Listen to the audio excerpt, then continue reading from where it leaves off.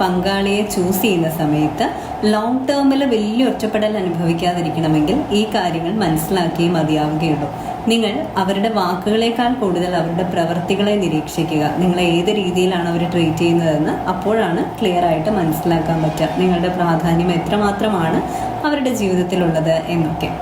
രണ്ടാമത്തെ ഒരു കാര്യം എന്ന് പറയുന്നത്, അവർ നിങ്ങൾക്ക് വേണ്ടി മാറ്റിവെക്കുന്ന സമയം, നിങ്ങൾക്കായി അവരെടുക്കുന്ന എഫേർട്ട്, ഇതൊക്കെ തീർച്ചയായിട്ടും വാല്യൂ കൊടുക്കേണ്ടുന്ന ഒന്ന് തന്നെയാണ്. കാരണം നിങ്ങൾ അവർക്കൊപ്പമാണ് ശേഷിച്ച കാലം ജീവിക്കാൻ പോകുന്നത്. അപ്പം നിങ്ങൾക്ക് വേണ്ടിയിട്ട് അവരെടുക്കുന്ന എഫേർട്ടും നിങ്ങളെ അവർ എത്രമാത്രം കാണാനും കേൾക്കാനും ശ്രമിക്കുന്നു എന്നുള്ളതും അത്ര തന്നെ പ്രാധാന്യം അർഹിക്കുന്ന ഒരു കാര്യമാണ്. മൂന്നാമത്തെ ഒരു കാര്യം എന്ന് പറയുന്നത്, തീർച്ചയായിട്ടും നിങ്ങളുടെ അന്നത്തെ ദിവസം നടന്ന കാര്യങ്ങൾ അറിയാൻ വേണ്ടിയിട്ടും നിങ്ങളുടെ ഒരു ഡേ എങ്ങനെയായിരുന്നു എന്നറിയാൻ വേണ്ടിയിട്ടും ഒക്കെ അവർ കാണിക്കുന്ന ഒരു താല്പര്യം, അങ്ങോട്ടും ഇങ്ങോട്ടും അത് ഷെയർ ചെയ്യാനുള്ളൊരു സമയം നിങ്ങൾക്ക് കിട്ടിയിരിക്കണം.